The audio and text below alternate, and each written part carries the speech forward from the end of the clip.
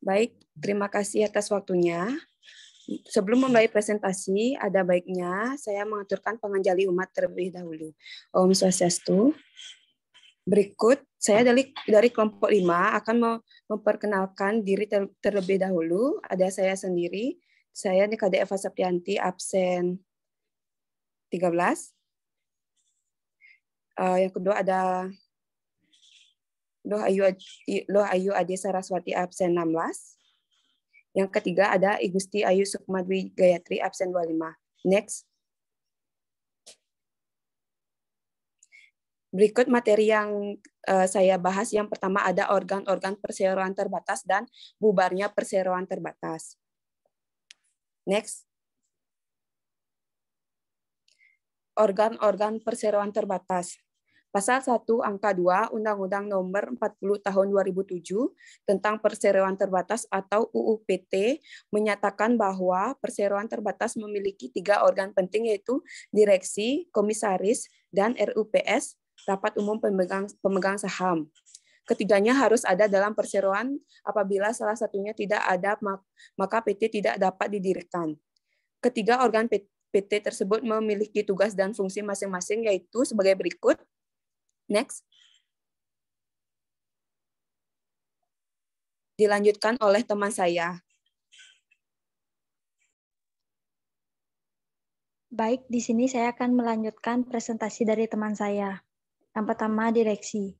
Pasal 1 ayat 5 UU PT menjelaskan bahwa direksi adalah organ perseroan yang bertanggung jawab penuh atas pengurusan perseroan untuk kepentingan dan tujuan perseroan serta mewakili perseroan, baik di dalam maupun di luar pengadilan sesuai dengan ketentuan anggaran dasar perseroan.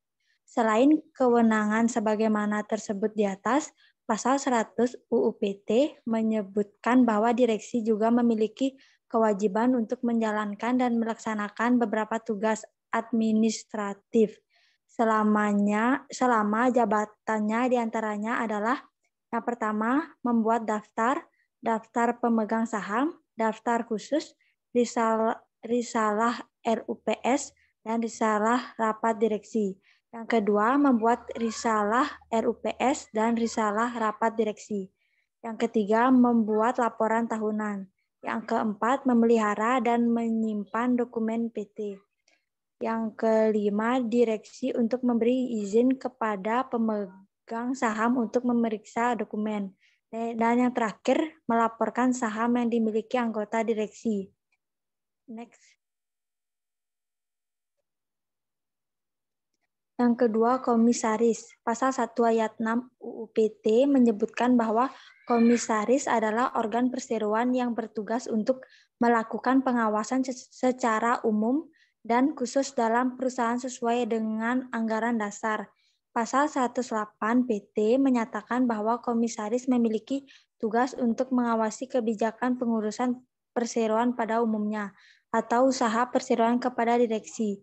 Komisaris memiliki wewenang dalam perseroan antara lain, yang pertama, melakukan pengawasan kepada direksi dalam menjalankan perusahaan, apakah telah sesuai dengan anggaran dasar dan atau perundang-undangan. Yang kedua, memberikan nasihat kepada direksi atas jalannya perusahaan. Yang ketiga, mengetahui segala tindakan yang dilakukan direksi dalam perusahaan. Dan yang terakhir, dapat memberhentikan seorang atau beberapa direksi apabila diketahui direksi menjalankan perusahaan dengan prinsip yang bertentangan dan maksud dan tujuan perseroan atau perundang-undangan yang berlaku. Next. Yang ketiga, RUPS atau Rapat Umum Pemegang Saham. Pasal 1 ayat 4 UU PT menerangkan bahwa RUPS adalah organ perseroan yang memiliki kewenangan yang tidak diberikan kepada direksi atau dewan komisaris dalam batas yang ditentukan untuk undang-undang ini dan atau anggaran dasar.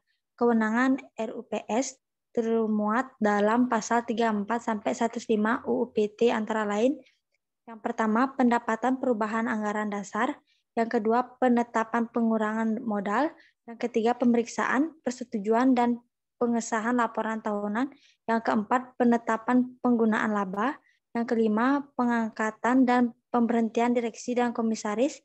Yang keenam, penetapan mengenai penggabungan, peleburan, dan pengambilalihan. Dan yang terakhir, penetapan pembubaran perseroan. Baik, presentasi dilanjutkan oleh teman saya.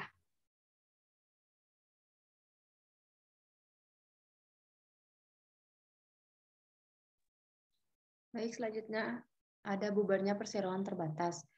Menurut pasal 142 ayat 1 Undang-Undang Nomor 40 Tahun 2007 tentang perseroan terbatas atau UU-PT, berakhirnya perseroan karena yang pertama, berdasarkan keputusan Rapat Umum Pemegang Saham atau RUPS. Yang kedua ada karena jangka waktu berdirinya yang ditetapkan dalam anggaran dasar telah berakhir. Yang ketiga ada berdasarkan penetapan pengadilan. Yang keempat ada dengan dicabutnya kepailitan berdasarkan putusan pengadilan niaga yang telah mempunyai kekuatan hukum tetap. Harta pailit perseroan tidak cukup untuk membayar biaya kepailitan. Yang kelima, karena harta pailit perseroan yang telah dinyatakan pailit berada dalam keadaan insolvensi sebagaimana diatur dalam Undang-Undang tentang Kepailitan dan Penundaan Kewajiban Pembayaran Utang. Atau yang keenam, karena dicabutnya izin usaha perseroan sehingga mewajibkan perseroan melakukan likuidasi sesuai dengan ketentuan peraturan perundang-undangan.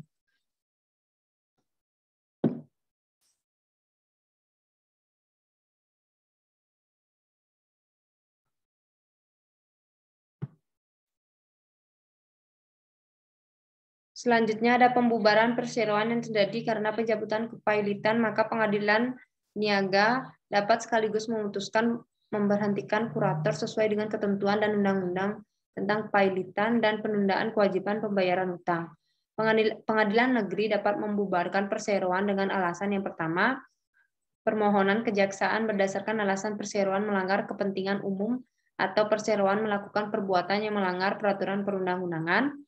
Yang kedua, permohonan pihak yang berkepentingan berdasarkan alasan adanya cacat hukum dalam akte pendirian. Yang ketiga, ada permohonan pemegang saham direksi atau dewan komisaris berdasarkan alasan perseroan tidak mungkin untuk dilanjutkan. Selanjutnya akan dijelaskan oleh teman saya. Baik, berikut kesimpulannya. Pasal 1 Angka 2 Undang-Undang Nomor 40 Tahun 2007 tentang Perseroan Terbatas atau UU-PT menyatakan bahwa perseroan terbatas memiliki 3 organ penting, yaitu direksi, komisaris, dan RUPS atau Rapat Umum Pemegang Saham. Ketiganya harus ada dalam perseroan. Apabila salah satunya tidak ada, maka PT tidak dapat didirikan. Dalam hal ini pembubaran perseroan terjadi berdasarkan keputusan RUPS. Jangka waktu berdirinya yang ditetapkan dalam anggaran dasar telah berakhir atau dengan dicabutnya kepailitan berdasarkan keputusan pengadilan niaga dan RUPS tidak menunjukkan likuidator. Maka direksi bertindak selaku likuidator.